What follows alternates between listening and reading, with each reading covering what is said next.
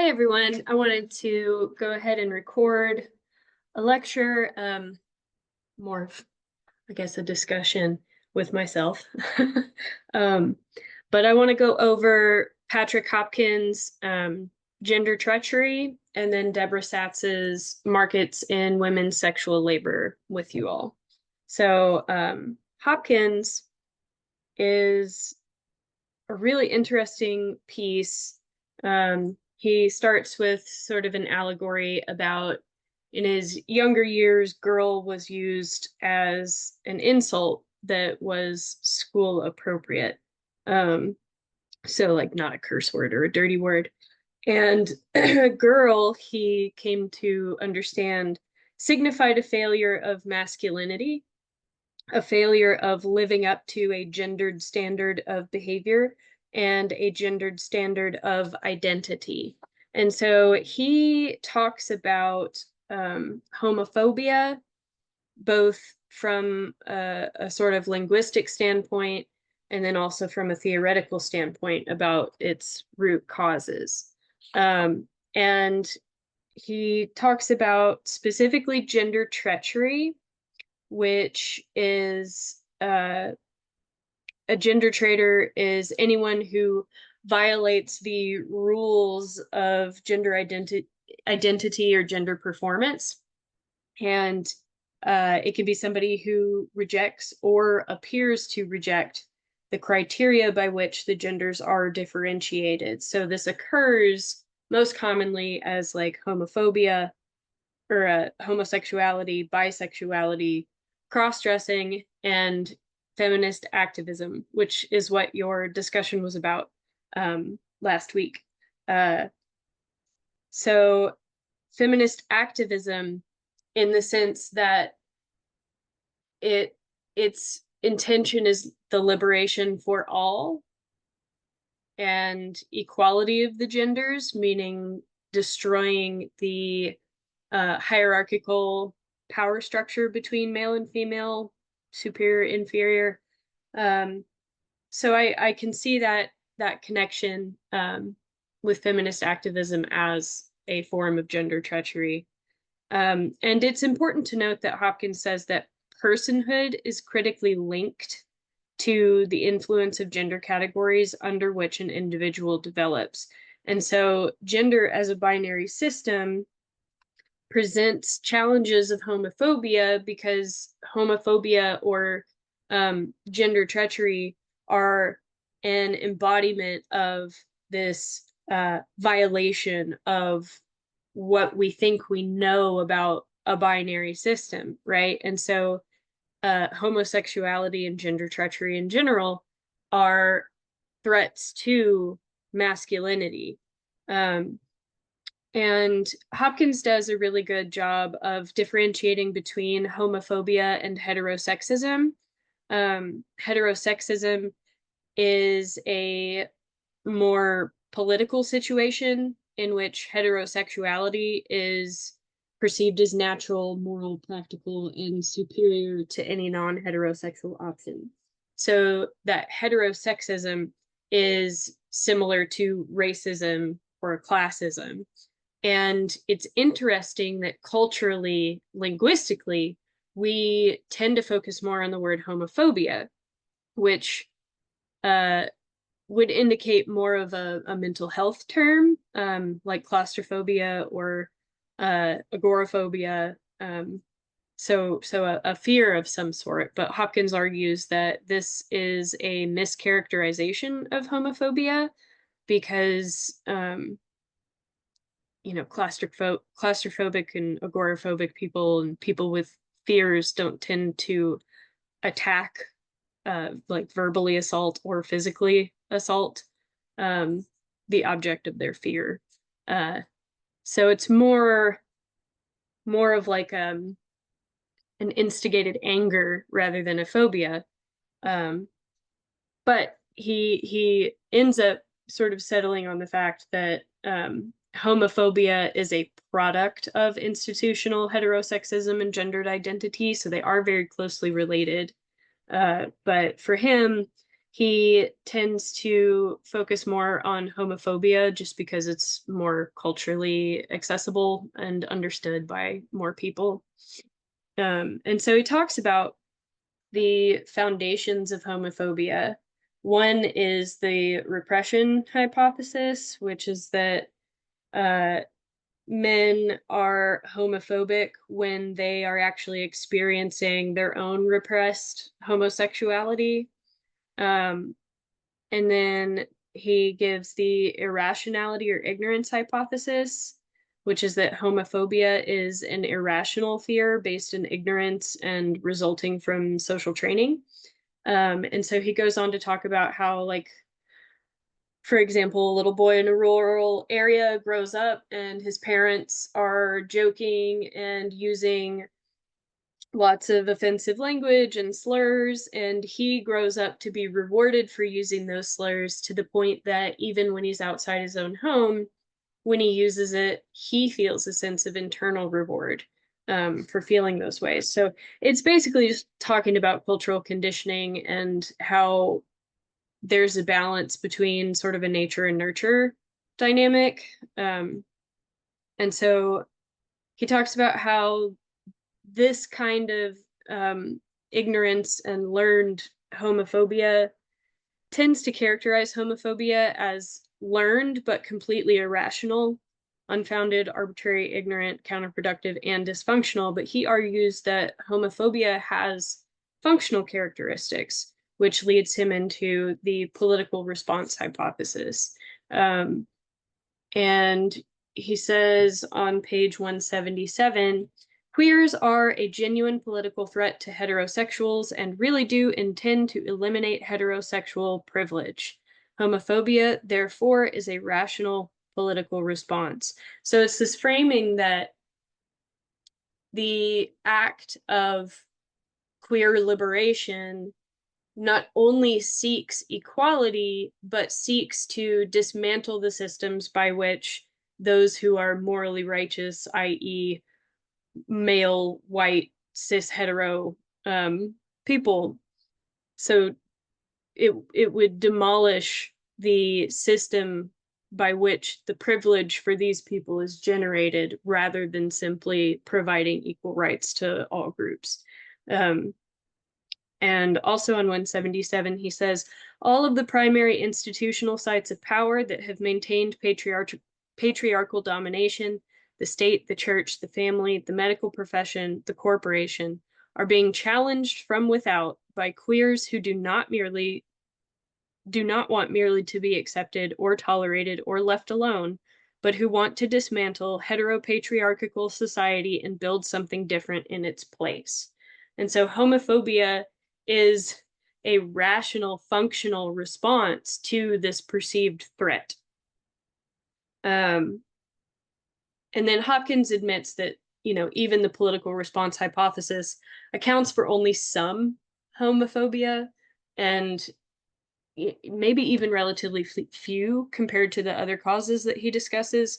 But as we've talked about the intersectionality of liberation issues, likewise, there is an intersection of causes for these types of fears and reactionary sorts of theories. And he goes on to talk about how masculinity in itself is a contradiction. First, masculinity is presented as natural and healthy and innate, not something that you have to work for. But then, second, you have to stay masculine. You can't let your masculinity falter. And so it is both seen as anatomic. Your anatomy is what establishes your manhood, and also performative, that you have to keep up a performance to back your manliness. And so it's limited and compulsory, even though it's innate and given. So the logic of this kind of masculinity is really demanding. We have to protect and maintain what we are intrinsically, or we could lose it. Or it could mutate, or it could become something else. And so femininity in this framework is sort of devalued as the repository of the unmasculine, what happens to the man when his performance fails, right? But on page 180, he also says, no positive essence of his own, mind you, but rather a negative essence, an absence of legitimate essence, and thus the absence of legitimate personhood. So when a man loses his masculinity because of, as he stated earlier, about personhood being linked with gender categories, this failure of masculinity impacts one's personhood, which, as we looked at full moral status at the beginning of our semester, we know that that doesn't lessen a person's personhood, but it's this cultural framing of masculinity that causes this belief in individuals and as a broader community that a failure of masculinity is a threat to one's personhood. And so I like the terminology that Hopkins uses a lot. He calls it the mythology of masculinity. And he goes on to discuss like some other minor variations on homophobia, like what he calls the tolerantly heterosexist. But ultimately, he says that the goal and the only way to fully defeat homophobia would be to eliminate the binary itself. And so he talks about wanting to be unmanned, and he wants to evaluate the courses of behavior and desire that are open to him on their pragmatic consequences rather than on their appropriateness to his sex or gender. And so that's a really, really good piece. Gender Treachery was quite a pivotal publication when it came out. You know, again, our textbook was published in 1998, so some of these ideas were very novel at the time.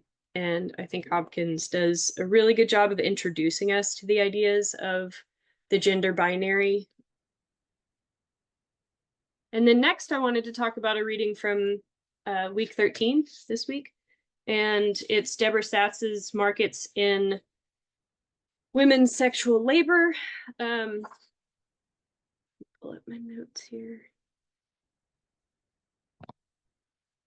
So Debra Satz is a philosopher who addresses ethical issues in market dynamics, especially focusing on markets with unique and potentially exploitative aspects. So in markets of women's sexual labor, she is examining the ethical implications of markets in sex work and asking whether sex work is just like any other form of labor or if it deserves a distinct ethical scrutiny. And so she starts out with identifying the asymmetry thesis. And this is basically that markets in reproduction and sex are asymmetric to other labor markets. And she discusses three approaches to why the asymmetry thesis is justified, why it is appropriate to classify this sort of labor differently from other forms of labor. So the first one that she talks about is the economic approach, which attributes wrongness of prostitution to its consequences for efficiency or welfare. And the interesting thing about this approach is that it does not rule out any commodification as wrong, any commodification, including sexual commodification. So the act of commodification is never what is wrong in itself. It's the economic outcomes that determine its moral standing. So the economic approach supports the asymmetry thesis when the net social costs of prostitution are greater than the net social costs incurred by the sale of other human capacities.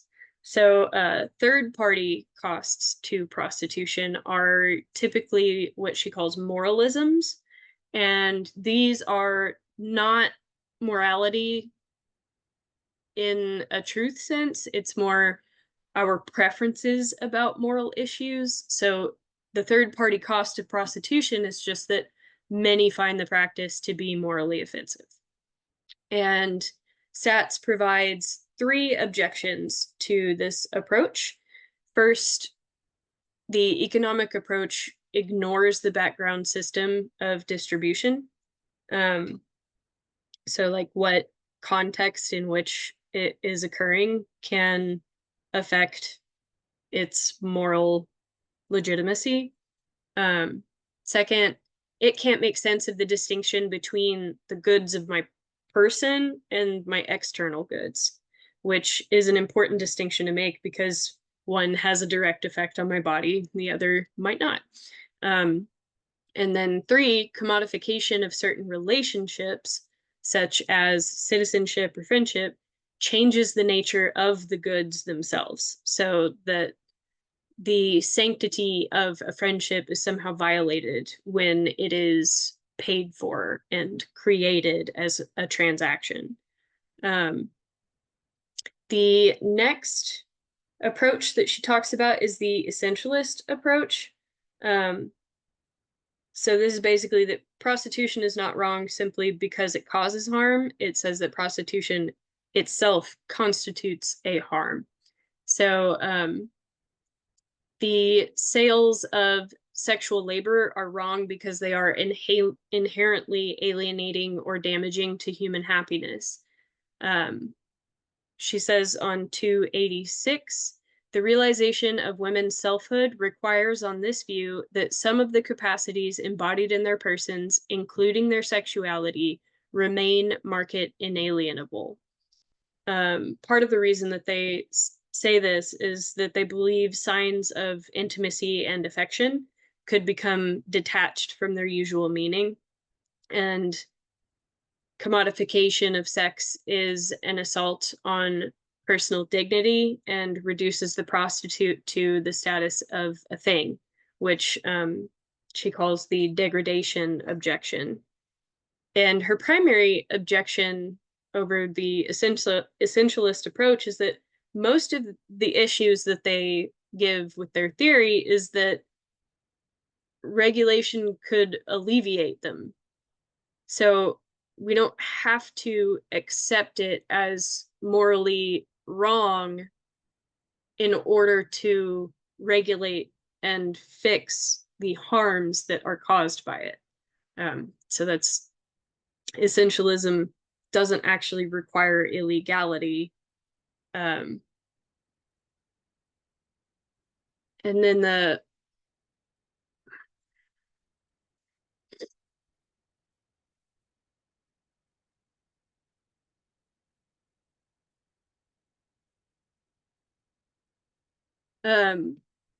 Satz weirdly speaks several times on the fact that there's no reciprocal ideology which presents men as servicing women's sexual needs. And for some reason, she's real caught up on needing that kind of balance. I find that interesting because I think, you know, pornography and sex labor markets harm women and men. The harms to the women may be more direct, but that doesn't mean that men aren't simultaneously being exploited by these arrangements. But she goes on to talk about her approach, which is the egalitarian approach. So commercialized sex and reproduction sustain a social world in which women form a subordinated group. So she's coming at this from a social justice perspective, that the asymmetry thesis is supported under her theory, and that women's sex markets should be regulated or approached differently than other labor markets because of gender inequality and the need for social justice. So there are 2 dimensions to gender inequality that Satz is worried about. She talks about the economic and the social status. So the economic inequality is income inequality, job segregation, poverty, unequal division of labor in the family. And then the social status inequality is negative stereotyping, unequal power, marginalization, and stigmatization. She says that prostitution can associate women with certain stereotypes, and contribute to women's inferior social status. And then on 294 in that top paragraph, she says, if prostitution is wrong, it is not because of its effects on happiness or personhood, effects which are shared with other forms of wage labor. Rather, it is because the sale of women's sexual labor may have adverse consequences for achieving a significant form of equality between men and women. And then she ends up presenting this Bill of Rights for Women on page 296. And it is unfortunately outdated since the overturning of Roe v. Wade. But considering how long ago this was published, I think she did a pretty good job of supporting her claims, though I think research has gone a long way and technology has solved quite a few of her issues, I think. So I want to present some questions to consider and some of the problems that I had with this reading. She talks about how the body is not sold as a commodity in part or whole because of the 1984 ban on the sale of human organs. But in reality, we see the sale of our body in part or in whole all the time. Clinical research trials is a good example. People get paid to provide their body as a human guinea pig. Surrogacy or parenthood, reproductive ability is sold, even through IVF, which is a huge tax on the body. Selling plasma, even intense labor jobs like in construction or like underwater welding are incredibly taxing and physical. And then despite what she said about friendship, we found since the internet and social media was in everybody's pocket that there are people out there buying and selling friendship. And I don't know if the people using that service would agree that the transactionary nature of it changes the quality of the friendship. It might be worth something worth looking into. And then Satz, because of how long ago this was written, I feel that she really overlooks queer markets and she really overlooks human trafficking situations. I think it would have really benefited her argument to differentiate between a women's sex labor market and a human market. And,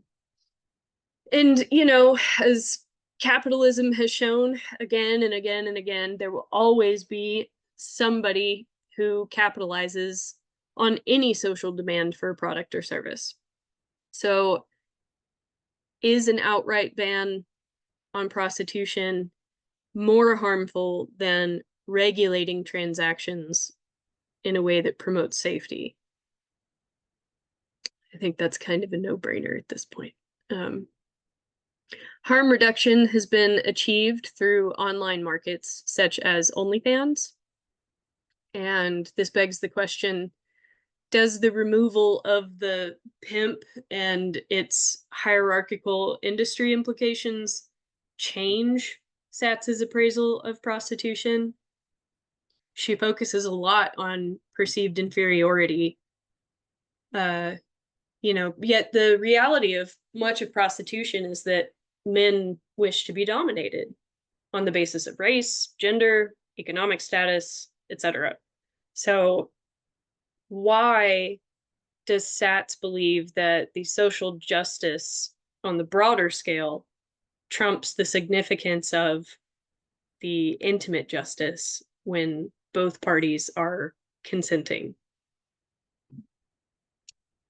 And I think our reading from Mathieu, The State in the Bedroom, kind of addresses that boundary as well.